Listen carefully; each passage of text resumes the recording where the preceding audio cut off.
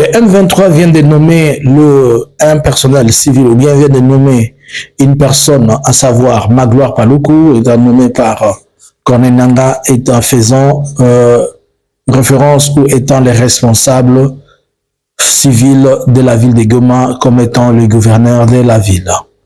Certes, dans d'autres lieux où ils sont occupés, ils ont des personnels civils, ils ont des gens qui sont commis à l'administration publique et à l'administration pour permettre le fonctionnement. Mais là, c'est quelque chose de trop important et essentiel de savoir qu'ils ont nommé un gouverneur à la personne de Magloire Paluku. Déjà, il faut comprendre qui est Magloire Paluku. Bonjour, bonsoir. Merci à vous tous qui ne cessez de vous abonner, à vous tous qui ne cessez de nous suivre. Partagez au maximum ces messages, commentez. Bientôt, vous allez nous suivre sur TikTok. Ça n'a pris que 24 heures, ça va aller. On va vous donner toutes les informations essentielles et ce que vous devez faire. Alors, laissez-nous votre commentaire positif, s'il vous plaît. Faisons un effort. Je vous ai dit que si vous voyez un commentaire négatif, il faut automatiquement l'attaquer par même 5, 10 et remonter. N'insultez pas, n'entrez pas dans leur jeu, mais laissons de bons commentaires qui vont faire un bon référencement pour notre chaîne, puisque nous savons que nous sommes dans un combat et on est en train de nous conduire. Ils veulent qu'on entre tous dans leur jeu insensé, mais nous n'allons pas entrer dans les jeux des insultes. Ici, on n'insulte pas, on éduque et on instruit. Nous donnons ce qui est essentiel et la matière qu'il faut. Alors, cet espace est sponsorisé par nos deux partenaires qui sont Chukudu.com, qui est une boutique de vente en ligne, ainsi que Idea Ressort. Alors, qui a été nommé comme gouverneur du Nord Kivu? Celui qui a été nommé comme gouverneur du Nord Kivu, il s'appelle Magloire Paluku.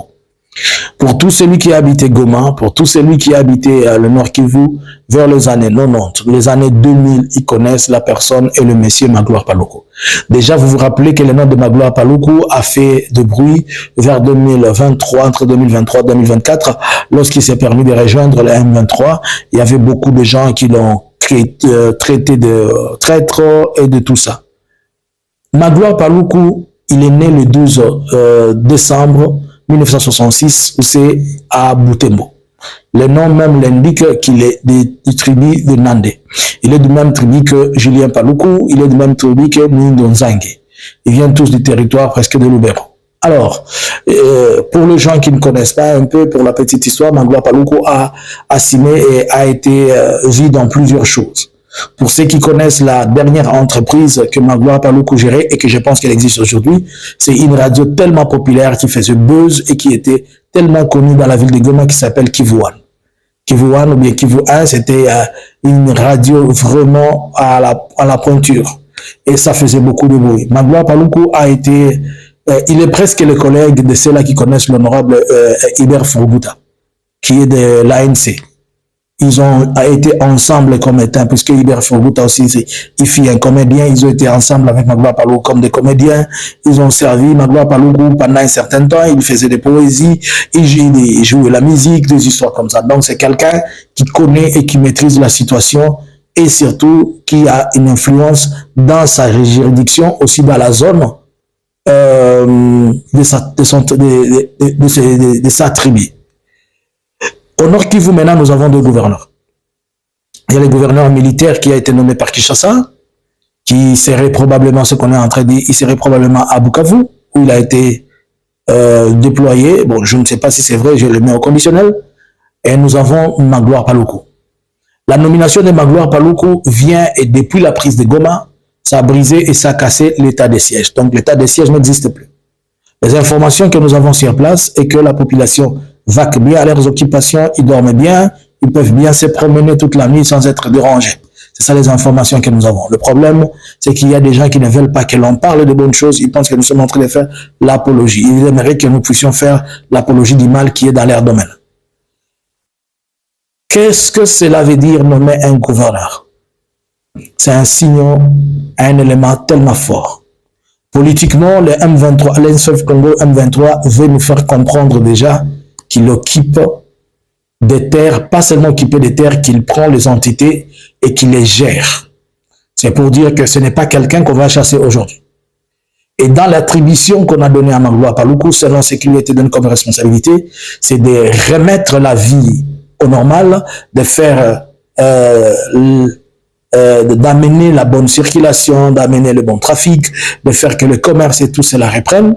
Ce sont des grandes tâches et de grandes responsabilités. Pour le moment, par exemple, les banques n'ouvrent pas encore, mais on n'a pas signalé de disparition de fonds. Jusque-là, on n'a pas signalé de détournement ou de casse des banques.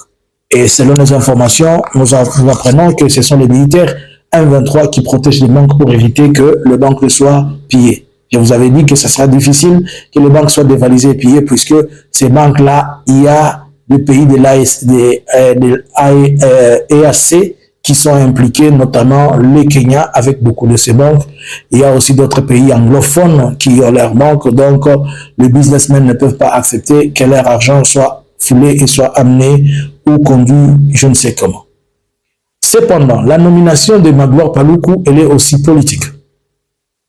Pourquoi? Rappelez-vous que le M23, Alliance Fleuve Congo, ils étaient en train de monter vers le Grand Nord. Ils ont dépassé Kanyabayonga, ils étaient à la porte de Butembo. Et la nomination de Magloire Paluku est capable d'influencer la population du Grand Nord. Bien qu'on peut jouer sur le levier de Moïndo Nzangi ainsi que de Julien Paluku, mais comprenant que Magloire Paluku est plus un homme de la base que plus un homme politique, son influence vue de la base est tellement aussi importante. N'oubliez pas aussi que Corneille Nangaa est aussi, les Nandais sont ses oncles, puisque la maman de Nangaa, elle est ici de ce territoire-là. Donc, vous voyez le lien qu'il y a et qui peut permettre à ce que, facilement, dans la partie du Grand Nord, qu'il y ait cet accès. Les Nandais et les Ougandais, quelque part, ils ont un lien qui semble être des frères. Là, je m'en vais fixer l'opinion. Connaissant ce lien-là, il y a risque facile que l'Ouganda et le M23, via cette influence nande de la présence de Julien Paluku, plutôt de Magloire Paluku, tous ce sont de Paluku, ça ait une influence quelconque. Puisqu'ils vont parler à ses frères commerçants. Et vous savez, il y a une réalité, c'est que moi je vois. Il est possible qu'il n'y ait pas de combat à Butembo, peut-être à Beni. Pourquoi? Puisque à Butembo, chaque fois qu'il y a un problème, les commerçants, et ils s'arrangent de vous dire, ne nous faites pas la guerre, dis-nous ce dont vous avez besoin, on vous donne, vous passez, vous nous donnez la paix. Donc avec Magloire Paluku, il risque de convaincre ses frères, au lieu de faire la guerre, au lieu de se faire tuer pour rien, c'est mieux qu'ils ouvrent la porte gentiment au M23 et le M23 entre sans combat. Ainsi, le M23 peut avancer doucement vers Butembo, vers Beni. C'est à Beni que je peux voir une résistance, puisque la population de Beni, elle est une population, je dirais, multiculturelle. Mais à Butembo, les gens sont trop conservateurs. Et conservateurs de leur tribu. Et surtout, question des commerçants, et l'activité principale de Butembo, c'est l'agriculture, mais aussi les commerces, des gros et des petits, de détails, et les commerçants n'aiment pas qu'on leur dérange. Même si vous avez besoin de 1 million de dollars, et ils vont se réunir, ils vous réunissent 1 million de dollars, ils vous donnent la main, ils vous disent, sécurisez-nous et ne nous dérangez pas. Ça, c'est la logique. C'est pourquoi je vois que il est possible que Butembo tombe sans un coup de feu. Prenez ce que je vous dis comme une parole prophétique. C'est juste une analyse, ce n'est pas une prophétie, mais vous allez voir que nous allons nous retrouver dans ça. Selon le journal Le Monde, on nous signale que le M23 est en train d'avancer vers Nyabibwe. Par le même journal, on est en train de dire qu'il y a au moins 500 000 personnes déplacées. Le même journal Le Monde parlerait de 700 morts. Les 700 morts, selon eux, ce ne sont pas des civils, mais la majorité, ce sont des militaires qui se sont retrouvés dans des affrontements. Jusque-là, on n'a pas encore vu. Et jusque-là, nous attendons peut-être lorsque la connexion va totalement reprendre, que nous puissions recueillir des images, des dégâts et des choses qui ont été faites sur le plan des dégâts, dégâts humains, mais nous n'avons encore rien reçu de concret. Ainsi donc, nous sommes en train de regarder et de continuer à voir ce qui va se passer.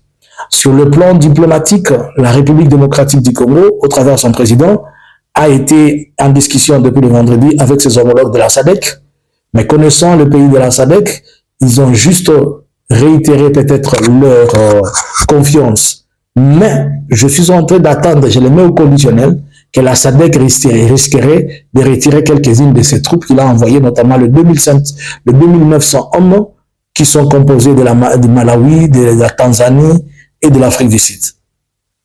Les tensions entre le Rwanda et l'Afrique du Sud, elles peuvent, et c'est possible, qu'elles amènent une autre décision.